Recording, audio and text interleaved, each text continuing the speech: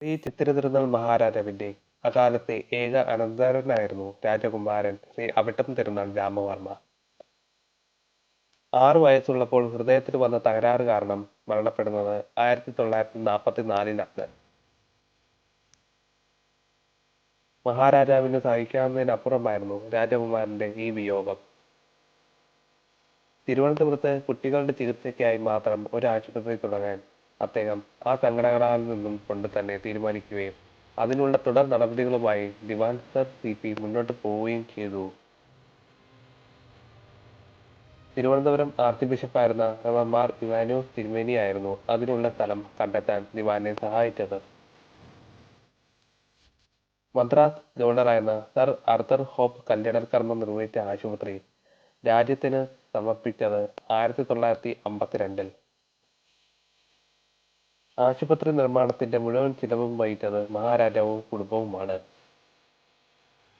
Doctor Jacob തള്ളിയത്ത് paediatric സർജനായി ആശുപത്രിയിൽ നിയമിതനായി ചെയ്തു. കേരളത്തിലെ ഇന്നത്തെ ഏറ്റവും മികച്ച കുട്ടികളുടെ ആശുപത്രിയായ ശ്രീ അവിട്ടം തിരുനാൾ ഹോസ്പിറ്റൽ SAT രൂപം കൊണ്ടത് പിന്നിലെ കണ്ണീർ കഥയാണ് എന്നാണ് പറഞ്ഞത്. കുട്ടികളുടെ ചികിത്സാർത്ഥം മഹാരാജാവ് തിരുമനസിന്റെ വ്യക്തിഗത ഫണ്ടിൽ നിന്ന് 4 ലക്ഷം രൂപയുടെ ഒരു എൻഡോവ്മെന്റ് ഏർപ്പെടുത്തി.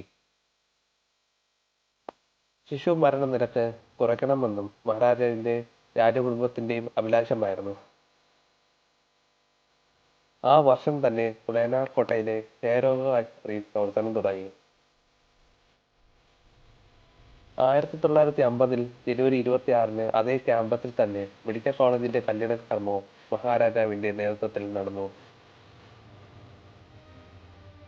തദ്ദേശവാസികൾക്ക് മെഡിസിൻ പഠനത്തിന് കൽക്കട്ടയും മദ്രാസിനെയും ഒന്നും ആശ്രയിക്കാതെ വൈദ്യശാസ്ത്രം പഠിക്കാനുള്ള തിരുവനന്തപുരം മെഡിക്കൽ കോളേജ് വെറും 16 മാസങ്ങൾ കൊണ്ട് 50 ലക്ഷം രൂപ ചിലവിൽ കനേഡിയൻ ആർക്കിടെക്റ്റായ മാസ്റ്റർ റിക്കിയുടെ നേതൃത്വത്തിൽ പണി പൂർത്തിയായത്.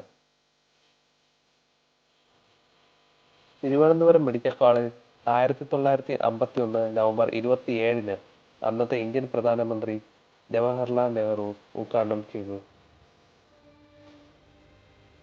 തുടർന്ന് 450 കിടക്കകളുമായി തിരുവനന്തപുരം മെഡിക്കൽ കോളേജ് ആശുപത്രിയും SATക്ക് സമീപം നിലവിൽ വന്നു. 1954 അതേ ക്യാമ്പസിൽ ഉയർന്ന സ്കൂൾ ഓഫ് നഴ്സിംഗിന്റെ ഉദ്ഘാടനം നടത്തിയത് മഹാറാണി സേതു പാർവതി ബായി ആയിരുന്നു. തിരുവിതാംകൂറിന്റെ ആരോഗ്യ പരിപാലന രംഗത്തെ ഈ കുതിച്ചുചാട്ടം നേരിൽ കണ്ട അഭിനന്ദിക്കാൻ പെൻസിൽ കണ്ടുപിടിച്ച വിഖ്യാതം സ്കോട്ടിഷ് ശാസ്ത്രജ്ഞൻ അലക്സാണ്ടർ ഫ്ലെമി തിരുവനന്തപുരത്ത് 1953 സന്ദർശിക്കുന്നു. 1972 മഹാരാജാവിന്റെ മറ്റൊരു ആഗ്രഹമായ തിരുവനന്തപുരത്ത് സൂപ്പർ സ്പെഷ്യാലിറ്റി ഹോസ്പിറ്റൽ എന്നതും സംഭവിച്ചു. രാജകുടുംബം 49 ലക്ഷം രൂപ മുടക്കി SAT ആശുപത്രിയുടെ അടുത്തായി തന്നെ ശ്രീ ചിത്ര തിരുനാൾ ഇൻസ്റ്റിറ്റ്യൂട്ട് ഓഫ് മെഡിക്കൽ സയൻസിന്റെ പണി തുടങ്ങുകയായിരുന്നു. പിന്നീട് 1979 30 ലക്ഷം രൂപ ചിലവിൽ 9 നിലയുള്ള മഹാറാണി സേതു പാർവതി ബായി സർജിക്കൽ ബ്ലോക്കും മഹാരാജാവ് തന്നെ പണി കഴിപ്പിച്ച് നൽകുകയായിരുന്നു. ഇന്ന് വർഷങ്ങൾക്ക് ഇപ്പുറം ലക്ഷക്കണക്കിന് കുടുംബങ്ങൾക്ക് ആശ്വാസമായി SAT ആശുപത്രിയും മെഡിക്കൽ കോളേജും ആശുപത്രിയും SCT ആശുപത്രിയും മെഡിക്കൽ കോളേജും ഡെന്റൽ കോളേജും നഴ്സിംഗ് കോളേജും RCCയും നിരവധി അനുബന്ധ സ്ഥാപനങ്ങളും ഒക്കെ ഒരേ ക്യാമ്പസിൽ തല ഉയർത്തി നിൽക്കുന്നു. അത് ലോകത്തെ തന്നെ മാതൃകയായി.